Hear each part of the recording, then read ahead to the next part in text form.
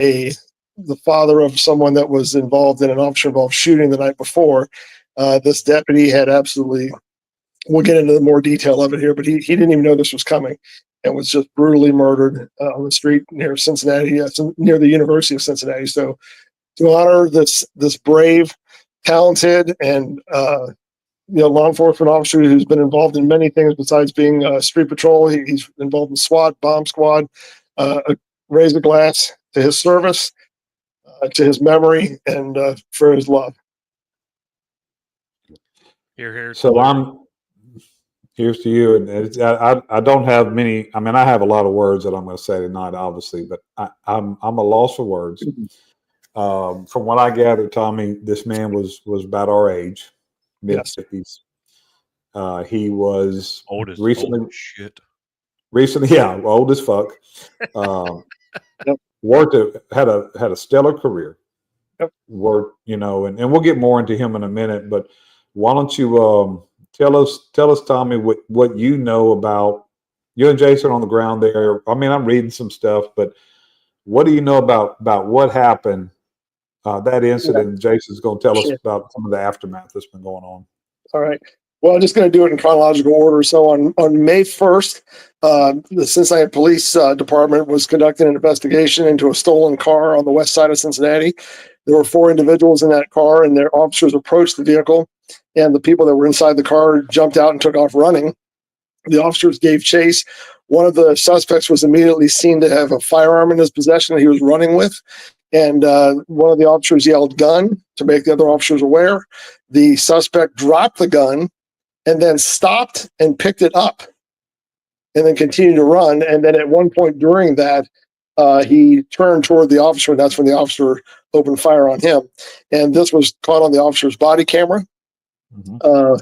Cincinnati Police Department does a very good job of trying to get ahead of these situations, because there, unfortunately, around our country, people are very quick to judge police departments negatively when these things happen, and so they, got the body camera footage together. They had a private meeting with the person who was shot, his family, the next morning with their attorney, and they were shown the video.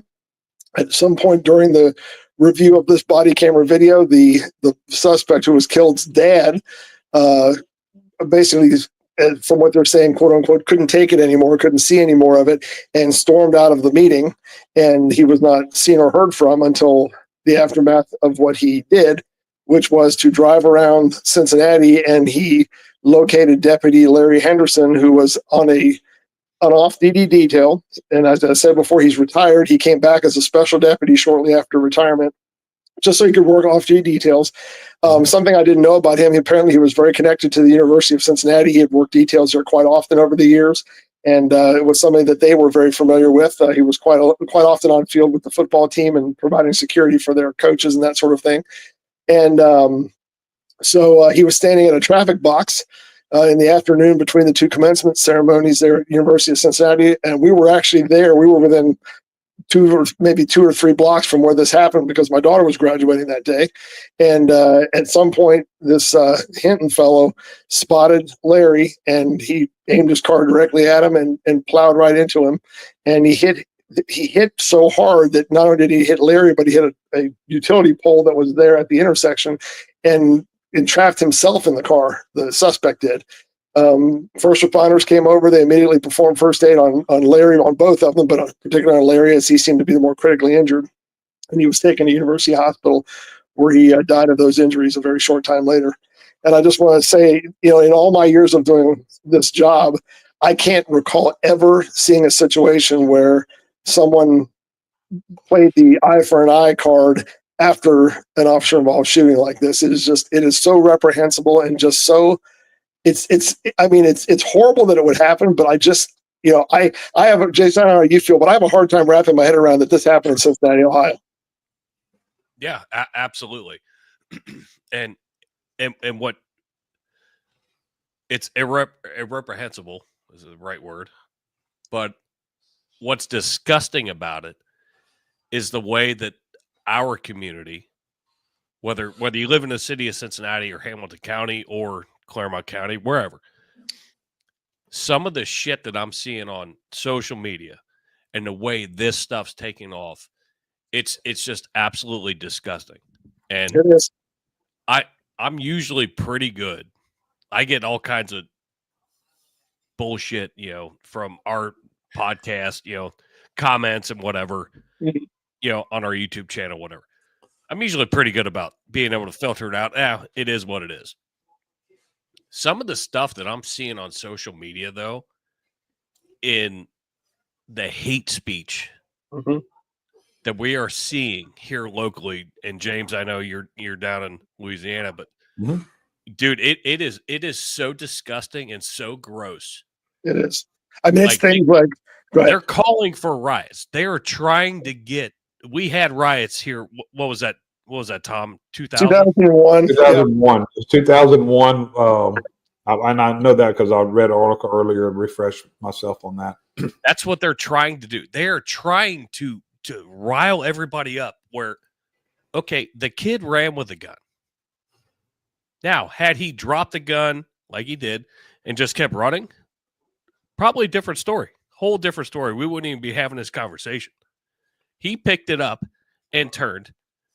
And I know Tom, and I know Tom knows people that are connected. I know people that are connected with this, and this is why we did our show the other night. Mm-hmm. I don't want to give this son of a bitch, the FaceTime or saying the name, but I think it needs to be done. Mm-hmm. And seeing like what we've saw when he got arraigned the first time, and then today, the solidarity of the police officers. But there's so much stupidity in the social media aspect that it's they want to talk about a racial divide. They're creating a racial divide. Yeah. I mean, Jimmy, it's things like posting in there that, and this was even before Larry was hit. There was already postings made. An officer shouldn't make it home tonight. We need to take, picketing and protesting doesn't do anything. Actions do something, and we need to go out there and show them that they, that in other words, that we'll send one of them home in a bag. That's the kind of stuff that was being posted. Now, granted, this is a small segment of our community, and a lot of it is probably people that are on there just doing it for the sake of doing it, knowing that they'll rile people up. But it is disgusting. As Jason said, it's the perfect word. It's disgusting. It is. Yeah. I mean, you've got a guy who, like you said, gave 30 years and now plus. Yeah. Just literally clicking a button to let people cross the street to get to a commencement ceremony who had nothing to do, mind you, nothing to do with the shooting of his son. Right. That was Cincinnati police. Some of the totally disconnected. And some of the not that it matters, but it just makes it worse, Jason. Right. It shouldn't matter, but it does. I mean, this just showed the total absurdity of it. And there was a picture on Facebook that I saw, and it was all of the Hamilton County deputies sitting in that arraignment room, and some idiot, and I got sucked in, and I tried to not do this, but I got sucked in. But they're like, at CPD, if we have this many cops that can take their time to be here versus out on the streets, then we need to do an audit on that department. And I said, why don't you get educated, you fucking moron? These are Hamilton County Sheriff's deputies, not Cincinnati police. And you hashtag Cincinnati police, you fucking idiot. Right. And of course I got sucked in. And I know. So this is the picture of Larry Henderson. And so this is the article of the chaos in the courtroom. And from what I understand, it was a total disgusting display. And that fucking attorney, what's his name? Clyde. Yeah. Bennett. Clyde Bennett, who's been he's a convicted drug user, has been to prison. He always takes these cases to get a bigger name for himself. Yes. Yeah, James. This is the guy that any big fucking profile minority case he's fucking on. Yep. He was actually the first one they called. He's a wannabe Benjamin Crump. Right.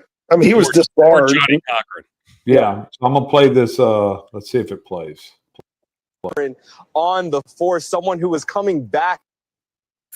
Welcome back. An Ohio man charged with fatally striking a deputy with his car last week pleaded not guilty in court today. Rodney Hinton Jr. is accused of killing the retired sheriff's deputy just one day after Hinton's own son was shot and killed by police from a different department. We saw a dramatic scene in court today after commotion erupted in the courtroom gallery where the hearing was being held.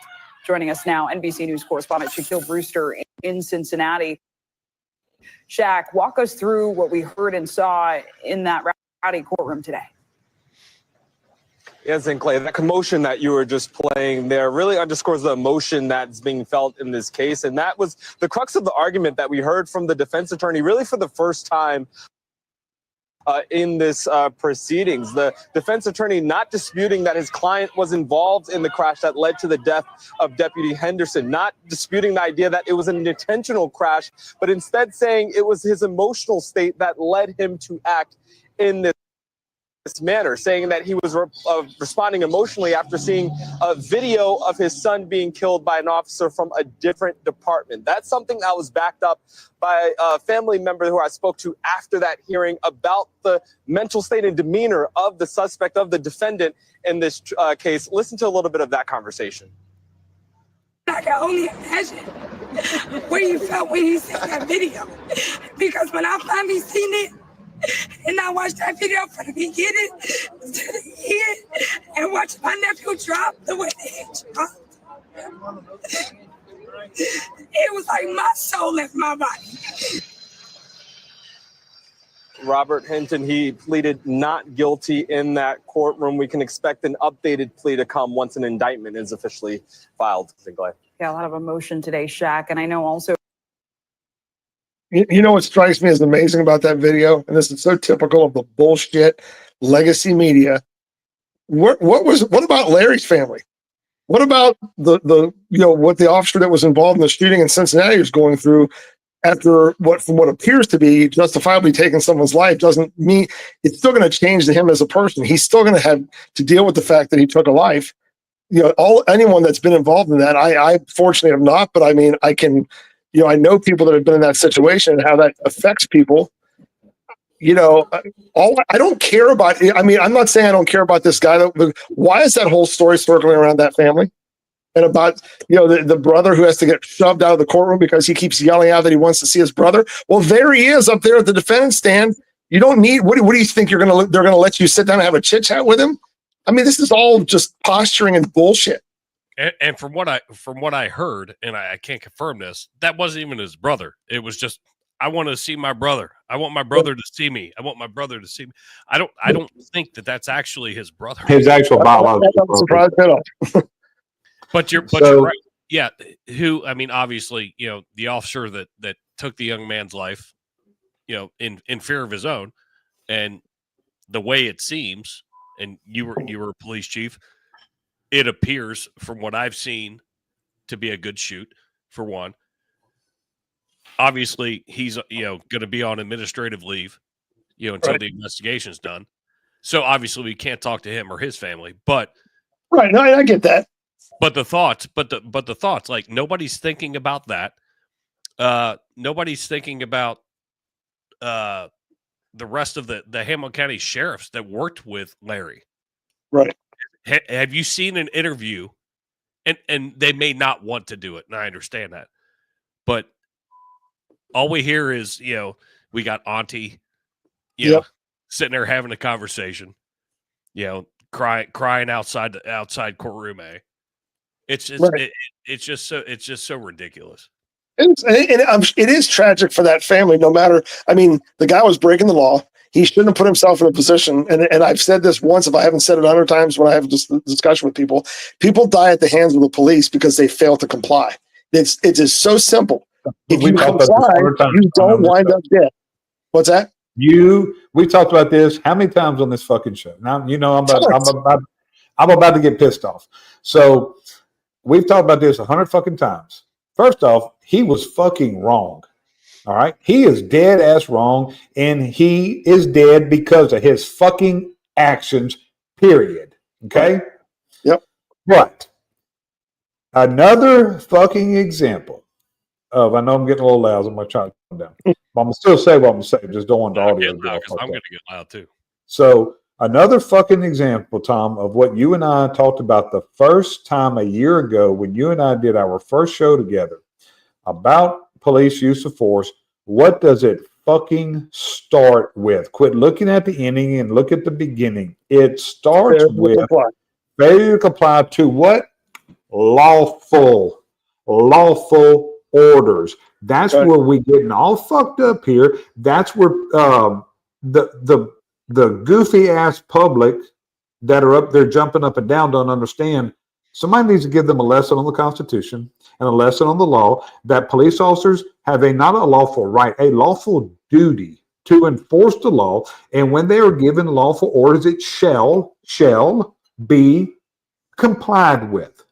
Yep. And when you don't comply, you're putting yourself in the position, especially when you point a gun at a policeman, you are going to fucking die. Period. Yep. Well, and Anybody that feels any different can go fuck themselves. I hear you. Well, and Jason, when he was talking a few minutes ago, hit literally the nail on the head when it comes to that Cincinnati case. I don't have to know any more details about it to know that if he hadn't picked up the gun, if he would have just kept on running, number one, the outcome would have been different, just like Jason said. But number two, that officer would, if I'm an officer and I'm in a situation where I have to make a split-second decision, and I'm chasing someone who drops a gun and they pick it up after they drop it, the only reasonable conclusion I have is they want to use it on me. Yep. Yeah, they're going to use. I mean, there is no other, and his one of his family members was quoted on TV as basically saying, she didn't say this, but it was to the tune of kids will be kids. These kids were just being kids. No, they were in a stolen car with stolen guns and picking up guns and pointing them at police officers. That's not kids being kids. That is poorly raised children that are doing the wrong thing. And I'm going to call bullshit there because I've talked about it over the last day and a half. All these sons of bitches were 18 years old. They were all grown fucking men. Right.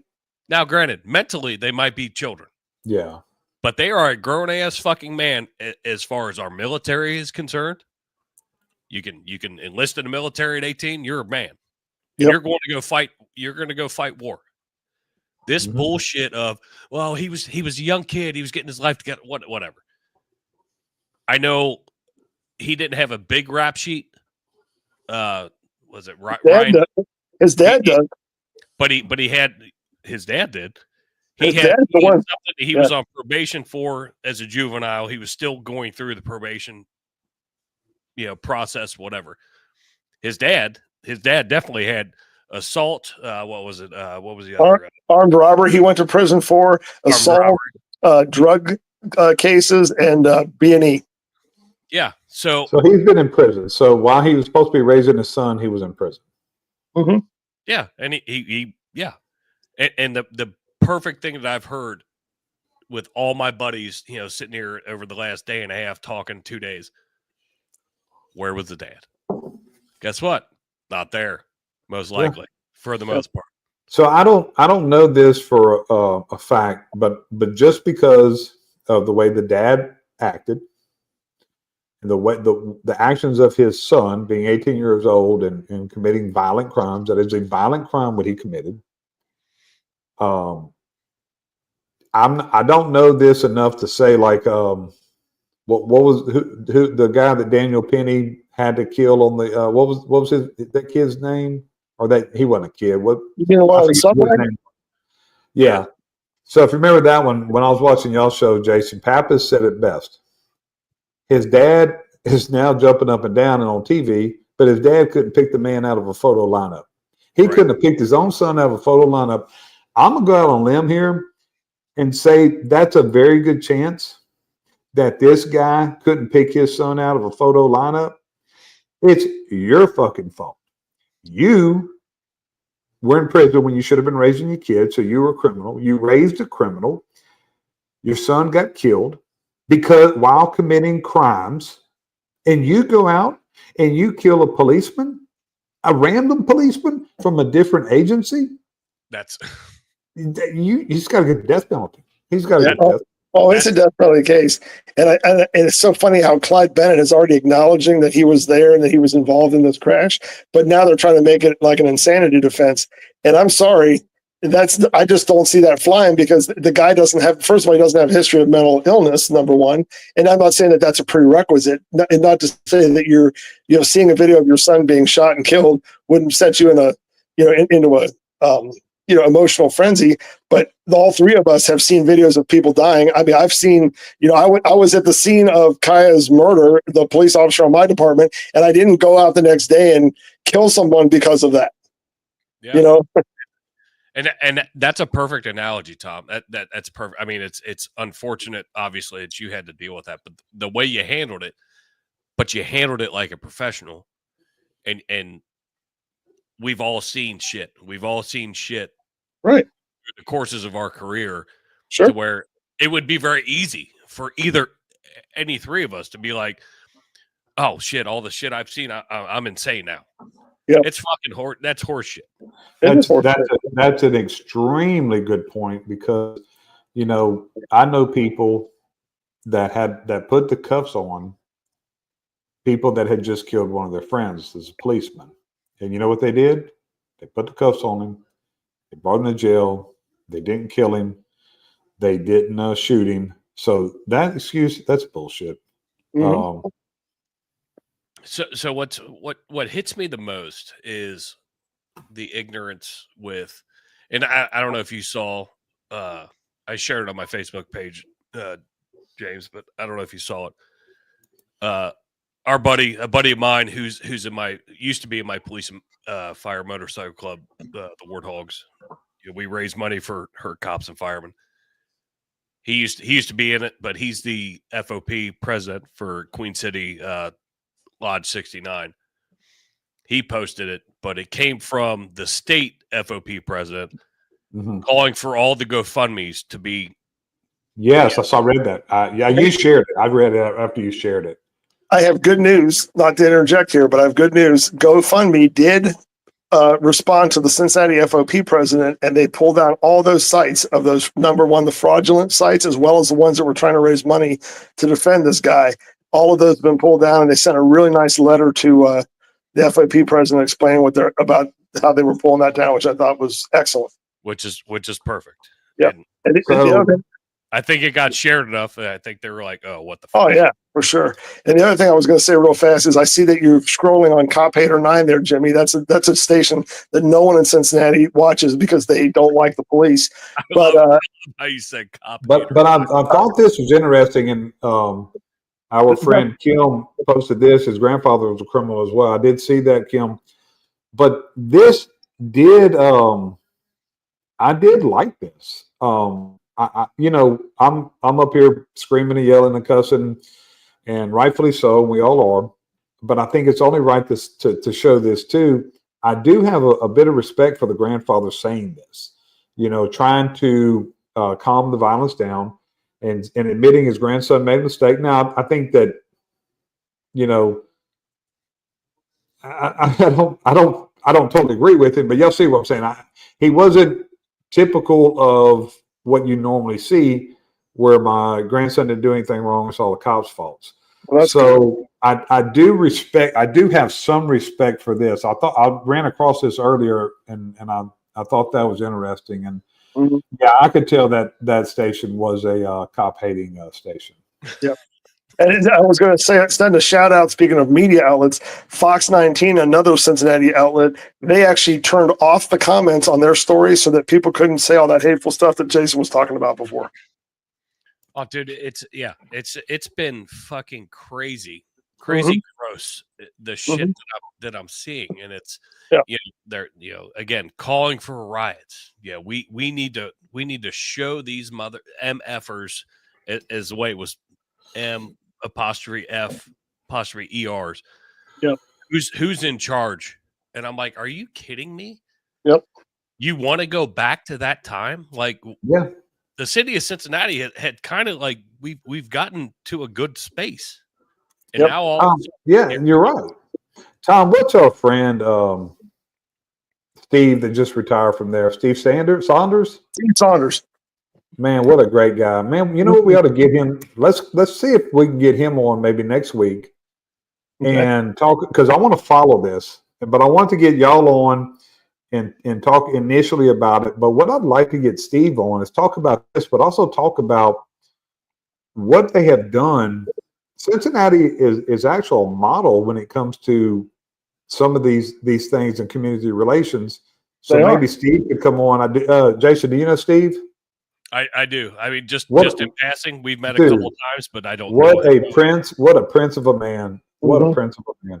And I love you're a prince of a man, James. Well, I try. I'm a fucking asshole. We all know that, and that's okay. I wear it proudly. Steve Saunders is a prince, man.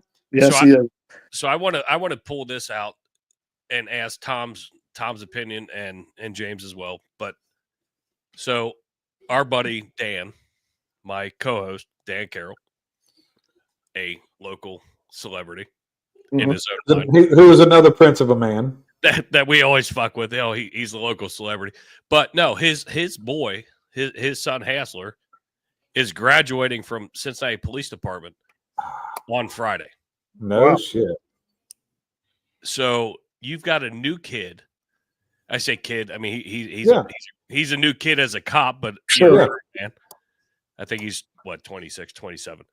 But they pushed the graduation earlier, so that way the mayor, police chief, city manager, they can all go to Larry's funeral.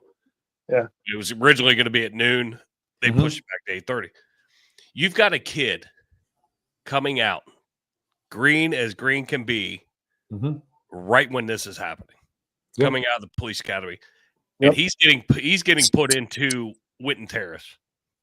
So Tom, you know where that is.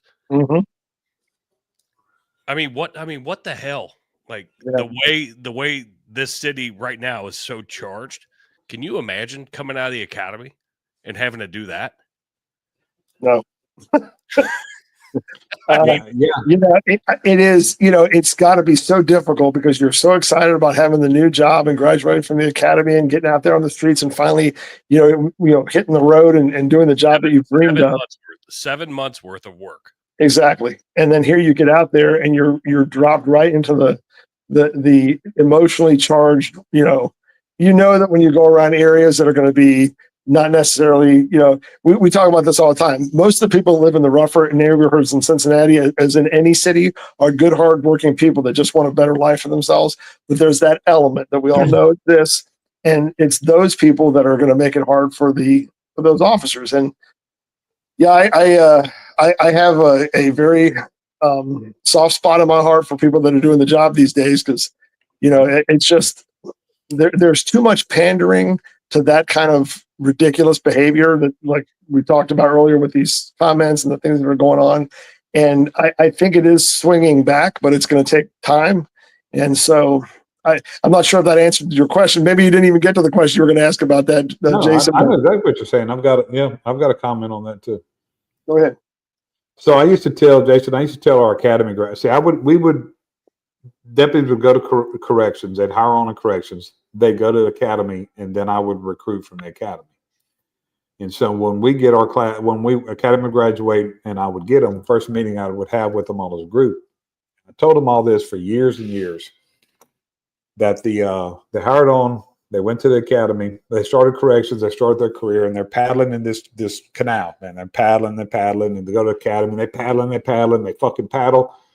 And I said, now you're at the end of the canal. You know what's at the end of the canal? The fucking ocean. So that's what Dan's son has just entered, the ocean. Yeah. And it's a scary time, but it's with pride. And this is what scares me with people. And Dan's listening to this. I don't want to freak him out. But Tom's talked about this a lot too. And this is our major concern is with incidents like this, Jason, with kids like Dan's son. Are they going to be hesitant? Are they going to get killed because they are hesitant because of what's going on? That's the main concern. It's not the danger. Yeah. What's going to happen if I make a decision? Yeah. Yep. And so, we used to always say, back in our day, what did we say, Tom? I'd rather be tried by 12 than carried by 6. I don't know if that's correct anymore. I don't know. Well, it's definitely correct. I want to be tried by 12 anymore because Oh, Look no, at the I still, motherfuckers you're getting. I know. I'd still rather At least, and I say this, of course, at least if you get tried, if you do your job, and this is another thing I used to tell our deputies. What keeps me up at night is not one of them getting killed, because they're trained, they know what they're doing, and let's just be honest, there's a risk that comes with this job. Sure. What kept me up at night, Tom, and I told them this all the time, more than them getting killed is them going to prison for doing their job. Yep. That's what kept me up at night, because they're cops. You know what? You bury 100 cops a year doing their job. That's part of the job. Cops are not supposed to, they're not supposed to die, but there's a risk. Cops are not supposed to go to prison for doing their job. And that's what happens these days. And that's in the back, Jason, that's in the back of these kids' mind. Yep. And that's what worries me the most about that generation, especially if somebody graduating the academy the day of the funeral and then seeing what's going on in that city. Yeah, I worry about hesitation more than I worry about anything. Yep. Well, what I hate to hear, fire side, police side, whatever, is you signed up for this. Now, I agree with that. You didn't. We know it. There's inherent dangers, but we should be able to navigate those dangers the best that we can. I don't go to work thinking that I'm going to get burned up in a fire, fall through a floor. I'm going to do everything I can to not do that. Right. Police officers don't wake up in the morning, like Tom said earlier. Oh, who am I going to shoot today? Or, Nope. who's going to shoot at me? Like, that's not the way we're trained to realize this is a threat. All right. How do I, move this way, that way, whatever. So, like, when I hear, oh, you signed up for it. No, that's not fucking true. Right. We signed up to protect fucking people is what we signed up for. Right. Yeah, we didn't sign up to die. So with Dan's kid, and I'm going to throw this out, and Tom being a police chief, I think you would grab onto this. So knowing where he's going, the district he's going into, which is complete shitsville. I mean, he's going to be putting in work. Hassler is very good at card tricks, like almost like a magician type card tricks. Mm-hmm.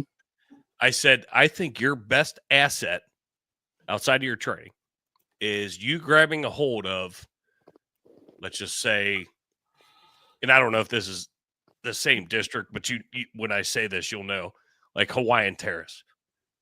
If he rolls into Hawaiian Terrace, has a bunch of young kids, and he starts doing card tricks with them. Absolutely. Interacting. I said, that is your best asset outside of your training to get these young kids to realize, hey, white cop is not bad. Hey, look, he showed me this card trick the other day. And I said, if you do that, they're going to tell another kid. Another kid. Well, and the key, I'll buy you a case of cards. Yeah. Packs of cards. Keep them in your car. Yeah. Well, that's the key to policing in this day and age, is making connections.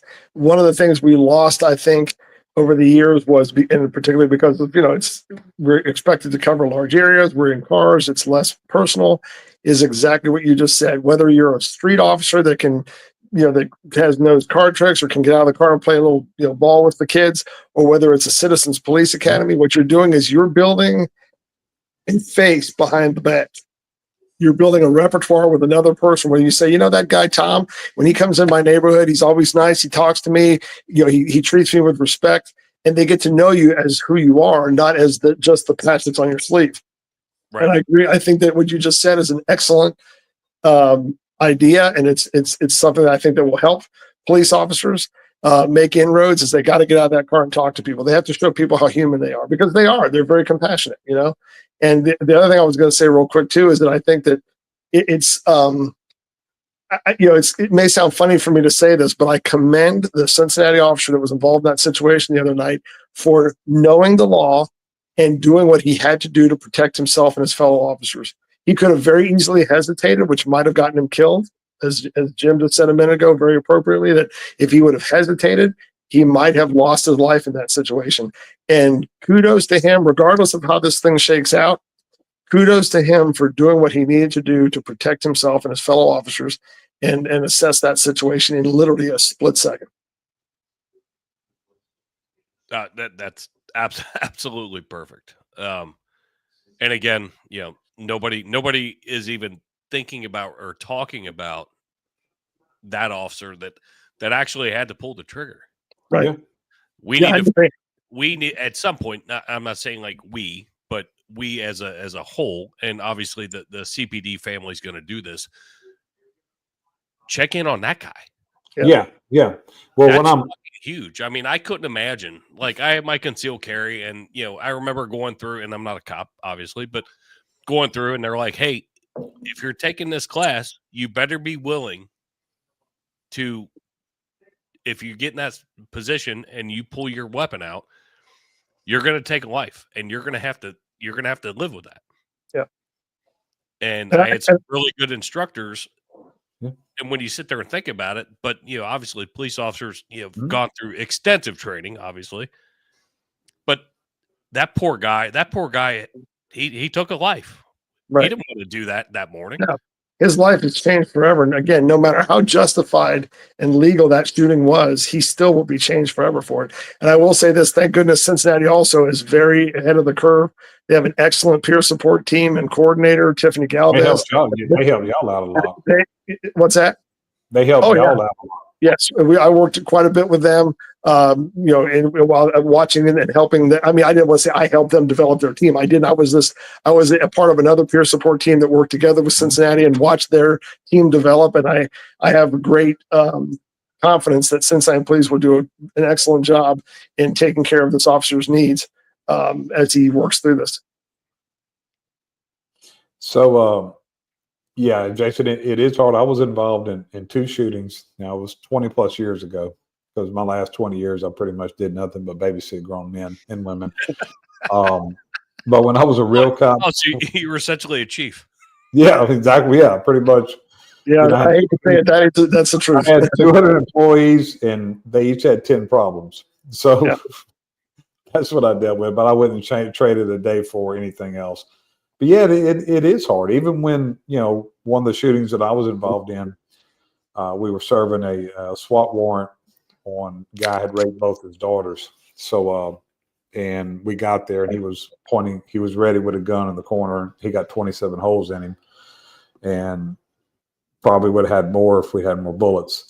But that's just, some people just do need to die. But it still is hard. It's still, you get mad. It's like, why did you fucking make me do this? Why did you put me in that position to take your life, you fucking coward? Why didn't you just go off yourself? Because it was suicide by cop on the last one that I was in. But it is hard. And, one thing, advice that getting back to advice on that, one thing that I always looked at, Jason, it's no different than with firemen. One thing that we have to look at with our first responders, and both of y'all have been doing this for a long time. Have y'all ever dealt with anybody, Tom, as when you were a young patrolman, you were a detective, you were a chief, Jason, and every part of you being a fireman, have you ever dealt with anybody who's having a good day? Everybody you come in contact is having one of the worst days of their life in their lives. Having a terrible day, whether it's their bike was stolen, whether their kid was just killed. And Tom, when you would see people as a chief, they didn't come to you because they were having a good day. Right. So that's what people don't understand is what cops are dealing with and firemen are dealing with. And look, fuck it, you work on don't you do some ambulance work too through the fire department, Jason? Yeah, we're fire. Fire. Well, fuck. You ever got a medical call that somebody was having a good day? You're dealing with people's worst days all the time, and you want to talk about this emotional response defense. This is something that I think we agreed with Cincy the last time he was on here. I think we might be turning him to our side, Jason. I would go. this wasn't insanity. This was an emotional response. Well, that's not an excuse because cops could, for what a cop deals with in a 12-hour shift, he could make that emotional response plea all day, every day. And the stuff that our first responders are dealing with, people don't even have a fucking clue.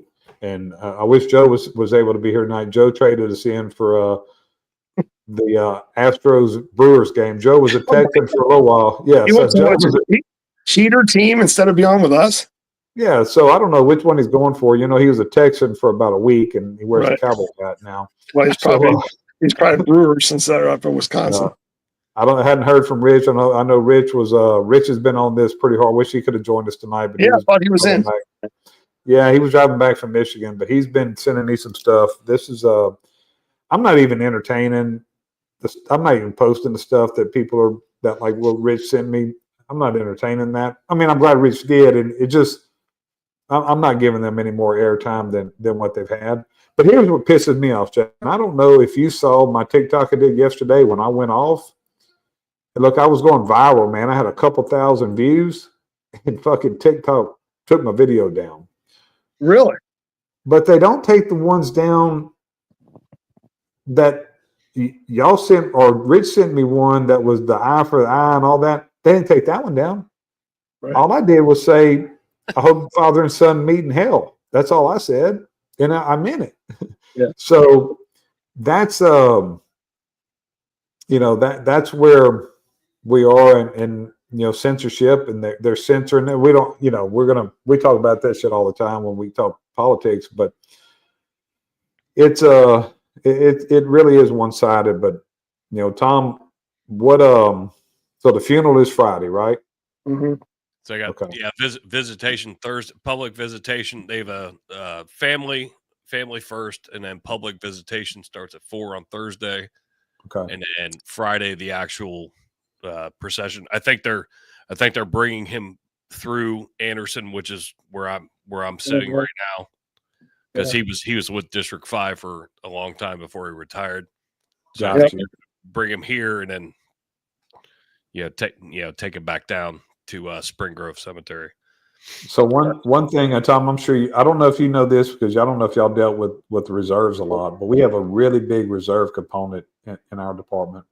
Oh yeah, so something they passed about 15 years ago was reserve officers, if they're killed in the line of duty, and I'm assuming this is what he was classified more of as a reserve officer now, right?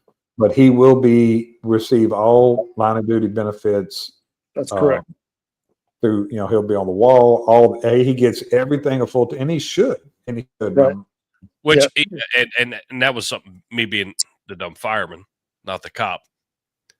So yeah, he was retired, and then came back as a special deputy. Was he in Tom? I don't know if you know, but I'm assuming he was in PERS. Right. The way that works is he was in PERS for his career, and then once you start collecting a pension, then when you re-up. Now the special deputies is not a paid position.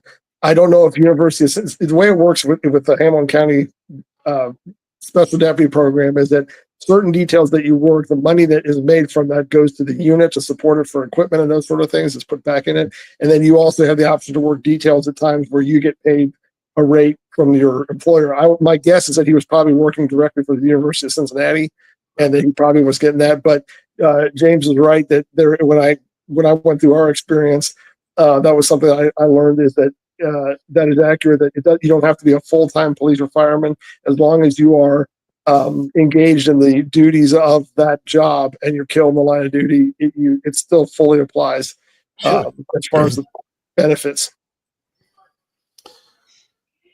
Well, and I know, Tom and I know, multiple people, interconnected, with a bunch of police officers, and that.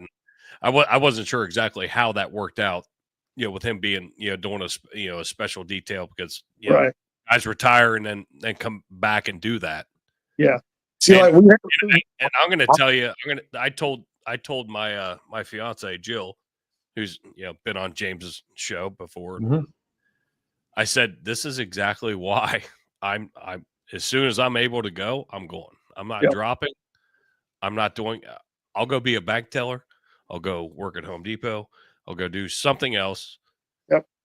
Because it's so unfortunate. Daryl Gordon was a perfect example. So was Sonny Kim. Of doing the drop, and Sonny Kim, exactly. Yeah.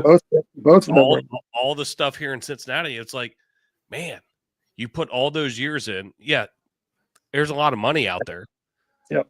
But holy shit, I mean, this poor Larry, I mean, it just it makes me tear up, and I'm not like, I didn't know Larry super well. We crossed paths, right? Yeah. He's sitting there clicking a button, right, for a graduation. I know that's one of the most sickening parts of it. And yep, out of nowhere, this guy kills him. You know, and I don't begrudge Larry for wanting to stay on the job and to still be connected and to do that, especially now that I learned that he had that really close connection with UC. I totally get now why he was working that detail. I get it. But you know, and I'm not, again, this is just me here. Like, but you know, we have a reserve program at the department I retired from. And when I retired, for two reasons, I did not want to go back and do that. Number one is I felt as the police chief and then bringing a new chief in, especially since he was from the outside, I just felt it wouldn't be right. It's like lingering around, you know what I mean? And I just think that puts the new chief in an awkward position. But the main reason I didn't do it was because I did my time. I did 34 years full-time as policeman. And I thought, I'm not going to stick around here and work part-time for some dipshit who I'm serving a tax complaint on, which is what our reserve officers do. They do tax complaints, billing department complaints. They do community events, that sort of thing. I'm not going to get blown out of my shoes because of some kook that wants to do, you know, who doesn't agree with the government after I put all those years in. Now, I could get hurt on my current job. I was coming down the tracks today and I had a propane truck about a quarter mile ahead of me pull onto the tracks and stop directly in front of me as I was coming at him. And that was a little unnerving. but so, I mean, you know, here I am working full time now and that could have been a bad day. But the point I'm trying to make is that not to take away from Larry First whatsoever, but there's something to be said for when you're done, be done. Somebody told, you know, I had a couple offers when I left to go do some stuff in police work, and somebody told me, "Man, why won't you do this, man? It's in your blood." I said, "I'll get a fucking transfusion. I'm done." That's great. They're like, "Man, how you going to do this, man? It's in your blood. I'll get a transfusion. I promise you, I'm going to be okay. I'm not going to have cop menopause. I'm not going, cop you know." menopause. I like I'm not gonna go through that, man. I was perfectly fine. I mean, I did have, you and I talked about this, Tom. I had some separation anxiety. I had some issues when I first left. Yep. And it's because of positions that we had, and when you leave, it's like just, you know, we put all hold in some stuff, and then you see things get tore down when you leave. It hurts, man. And it does. You know, I wish I'd have handled some things, you know, differently that I did, because in time, you know, you kind of, you know, we're put in the same position, and it's we got to just, you know, when you leave, you're fucking gone, and do your stuff while you're there. And when you leave, if somebody tears it all apart, then they tear it all apart, you know. It just goes. And even if you don't want to leave, you shouldn't have to fucking worry about getting run down by a that's fucking right. Think about all the shit that this man in a 30-year career in the area that he worked. Think about the stuff that he went through to end his life that way. But especially he was on high-risk warrants. He was probably pulling people out of burning fucking cars. Well, he was on SWAT, so he's doing all this high-risk stuff there. He was on SWAT. He was an EOD guy. Okay. I mean, he had all dangerous to get blown up, and he gets fucking run over by a fucking piece of shit. Yep. That's just hard, man. Yeah. That's a hard pill to swallow, man. That's a hard pill to swallow. It's a shit fucking swan song to fucking go out on when all the great things, and nobody had anything bad to say about him that I've talked here in the last, you know, fucking 2 days. Well, he was good fucking people, man. And there's gonna be plenty that's gonna be able to say about me. I've got strict instructions to my wife to have two big guys at the head of my casket. I'm First gonna be first person that comes in there, Tom, you're in charge. You come here. First person that comes in there says, I was a good guy. Throw them motherfuckers out because they lying. So those are the people that are You're right. motherfuckers. You're not a good guy. You're a damn good guy.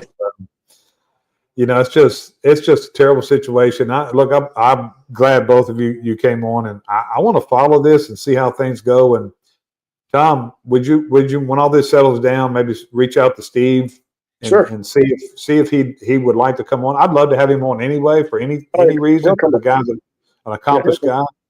But And I'd like actually- to. Hey, James, real quick. Our friend Tina from One More and I'm Out of Here, who's a very close friend of ours. She also, he was a Marine. Yep. Wow. Served this country. That's He terrible, was a man. fucking Marine. Tina, Yep. thank you for saying that. Yep. Tina, did you know him? Sounds like you knew him. I don't know that she physically know him. Maybe she might have, but She she's made a few comments, and I'd love to hear she's that. a veteran, and she's part I of our got post. you. She's part of Well, our thank you post. for your service, Tina, and thank you for being with us tonight. And I'm glad she said that because that escaped. But yeah, so he lived since he was 18 years old. When this this is good He's closing. been doing service all day. Okay, All day. let's think about this. This is a good way to close this out. When Larry Henderson was 18 years old, Wow. he enlisted I'm assuming he enlisted in the Marine Corps at 18 years old. He said, "Put me in, coach. Put me in. I want to serve my country. Send me. Send me." He said, "Send me."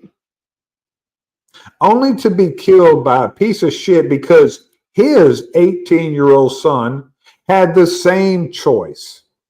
He could have chose a life of service. He could have, I don't care. You know what? Military take anybody. I mean, not anybody. They will take, doesn't matter where you come from. It doesn't matter what your background is. I mean, if you're a criminal and all that, but it doesn't matter what anybody can make a career through going through the military. If you were given a bad lick and you were raised by a piece of shit like he was, who was in prison, instead of raising him, he could have made that choice. But he, at 18 years old, made a choice to follow in his dad's footsteps and live a life of crime and was killed. And Larry Henderson, at 18 years old, and through the rest of his life, until the second that he died, chose to serve this country. Let's give him another toast in closing. Absolutely. My thoughts are with y'all. I Larry know what it's like to Larry, to the whole area, to all of y'all. I know what it's like for an area to be affected by such evil. And I have, after listening to Dan the other night, I have not used the word tragedy. This is an intentional evil event. So anything either one of you want to say in closing? Couldn't have said it better there, Jimmy. I think we ought to leave it at that. Yep. I'm down All with right. that. Until next time, and hopefully it'll be real soon, McGee, Wells, and Kiefer are out.